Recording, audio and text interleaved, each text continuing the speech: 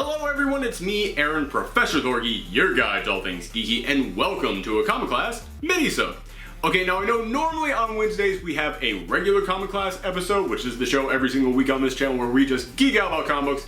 However, I have two huge shows coming out later this week, both of which are themed around comic books, so I'm kind of focusing all my time this week on getting those out. So unfortunately there isn't going to be a regular Comic Class episode, but I wanted to still give you guys something. So instead we're going to do a Comic Class-Minisode, which is the show where I just give you a quick recommendation for a book that you can find in your local comic book store right now. And folks, oh man, do I have a good recommendation for you guys today.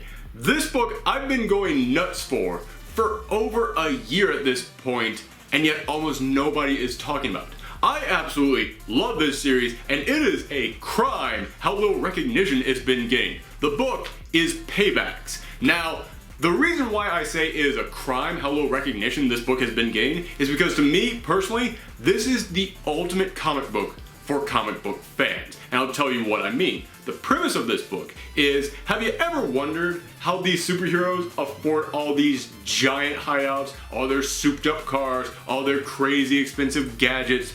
Okay, now imagine if there was some crazy zillionaire out there, the wealthiest person in the world, some complete mystery secret figure, and he's been loaning money to all these superheroes so that they can afford all this stuff.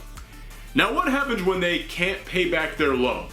That's when the Paybacks are called into action. Yes, you see, the Paybacks are all the superheroes out there who couldn't pay off their debt to this crazy zillionaire named Mr. Pierce. So now they have to work for him, going out there to repossess all the big secret hideouts and fancy weapons and cars from all these A-class heroes who could basically kick their ass. It's kind of like a humorous version of Suicide Squad with major emphasis on the humorous side.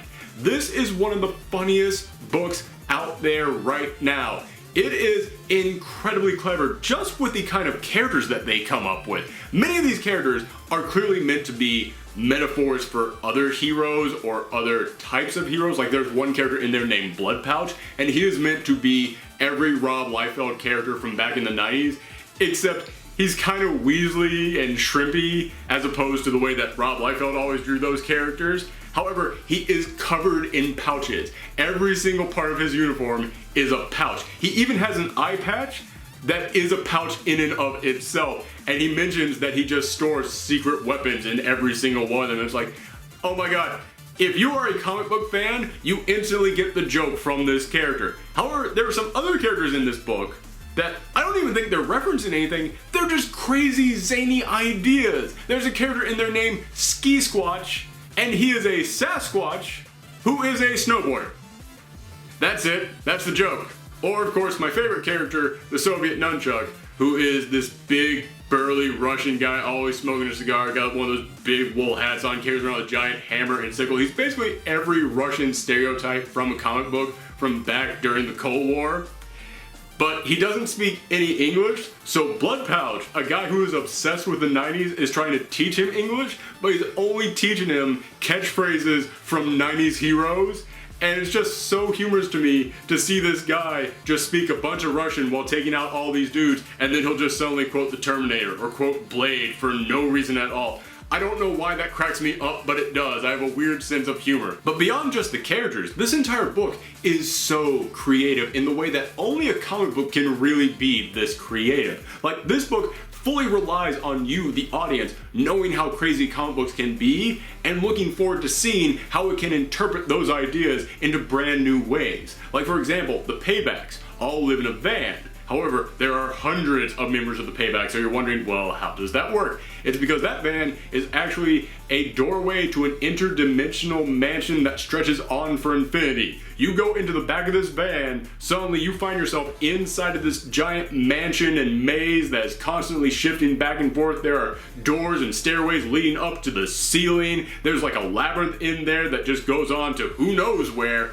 And it even connects to other alternate realities, and they do have some fun with that. I'm not gonna spoil anything, but there is a good joke in the last issue about that. Yeah, that is one of those big, crazy, like Fantastic Four level ideas, and they took that and shrunk it down into the back of a van. Like, it's this big mansion. However, when the van gets into a chase scene, you'll see like furniture just go flying around in this giant infinite mansion. You'll see weird costume characters struggling to hold on to stuff, even though they're inside an interdimensional mansion. It's such a goofy, crazy idea, but this book makes that work, which that's the best thing I can say about this book, is that this is a book that makes the craziest ideas work. And part of the reason why this book works is because it's being written by Donny Cates, and Donny Cates, to me, is the most underrated writer out there in comics. Every single thing he's done, I thought was amazing, and everybody praises the first issue, and then nobody talks about any issue after that, and it drives me nuts. I don't know why more people don't talk about him. He did an amazing series called Buzzkill right before this, which actually exists in the same universe as the Payback universe, so you see some characters popping up in that one that pops in this one. Buzzkill was a series about a superhero who gets his powers from drugs. Oh man, now I can't monetize this video. Thanks, YouTube. By the way, I don't even know what that's about. Just because I wanted to touch on that real quickly. I have no idea what the new YouTube rules are about, so I ain't even gonna discuss it until I know more. But he is a superhero who gets his powers from drugs, and you think, oh, that sounds kind of immature. He's in AA because he doesn't want to drink, he doesn't want to smoke, he doesn't want to do any of these things anymore. He wants to be clean. However, people keep needing saving. There are constantly reasons why he needs his super strength and super speed. He has to go out there and save the day. And it actually is a really interesting story. It is a very compelling story about this guy who is like, well, you want him to get clean.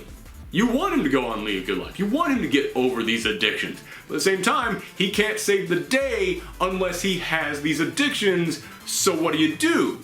It is actually a really compelling story. I know I already used that word like 5 seconds ago, but that's the best word for it. I was glued to this book. It was a great series. And then after that, he went on to do Interceptor, which is a book set in the future where mankind has left the planet Earth, but then all of a sudden they discover, okay, here's the reason we left the planet Earth. There were vampires back there. It's been a couple generations, so people don't really remember it all that much, but yeah, there were vampires on Earth, and now they're learning space travel, so they might catch up with us. We have to send a badass in a giant holy mech suit to go back and stop them. Yeah, that was a badass series. But now he's doing Paybacks, and in Buzzkill I saw how dramatic he could get. In Interceptor I saw how badass he could get. In this book I see how funny he can get, but at the same time he puts the dramatic stuff in there. There are a lot of twists and turns and people backstabbing each other that you do not see coming, and at the same time he brings the badass in. When they go up against these big A-list heroes, it is awesome to watch those fights unfold. It is great to see these characters, no matter how goofy they are, you have still come attached to them, and you want to know how they're going to get out of these situations. But as I said, this is also a book for comic book fans. Not just because it has those big crazy ideas that you could really only find in a comic book, and it's kind of relying on you as the audience to realize, oh, okay, this kind of stuff happens in comic books. There are tons of Easter eggs all over the place. There is a moment in which you see the pile of things that they have repossessed over the years, and you're just sitting there going, there's the Infinity Gauntlet, there's the car from Back to the Future, there's this thing, there's this thing, there's this thing, there's this thing. Like, it is just a great game of spotting all the little Easter eggs in that pile. But then even beyond that, there are just so many little winks and nods to you, the audience, going, oh yeah, we know that you guys know comic books. Like in the most recent issue, I gotta grab this because I gotta bring this up. In the most recent issue, I was cracking up at just the previously page on it, where they give you the introduction of each of the characters, because they come up with a different way to introduce these characters in every single issue. In this issue, they just told you what comic book each of these characters were reading. Which, if you are a comic book fan and you know these books, that's an amazing way to introduce you to these characters, because then you instantly know who they are. Like, oh, I know this book, I know the kind of people who enjoy these books, that must be this type of person. That's actually genius to me. Like, I'll just read off a couple of them. There's a character, Misadventure, currently reading, catching up on Rebirth titles, really digging Williamson's Flash. By the way, Williamson's Flash is awesome. The Soviet Nunchuck, who I already mentioned, currently reading, Totally Indie Kid, won't shut up about space riders by Rangel and Zirit. I don't know how to pronounce their last names, I apologize. The newest member of the team, the Matador. Not a comic guy really, but he's watching Stranger Things like someone's going to take it away from him. I instantly relate to the Matador. And also my personal favorite, Highguard, who is basically an evil version of Superman, or at least a dickish version of Superman, comments a lot on forums about how Cap is a Nazi now, but has never actually read the book. Ugh, what a dick. Oh my god, so funny and so clever, and as I said, instantly lets you know who these people are. Or also, in the latest issue, they reference something back from a couple issues ago, and it realizes a lot of people might have recently started reading this series because it recently switched from Dark Horse over to Heavy Metal, and Heavy Metal is now being headed by Grant Morrison. Instead of giving you the description of the thing that they referenced in like a little tiny caption box, they had Grant Morrison walk out onto the stage and explain it to you.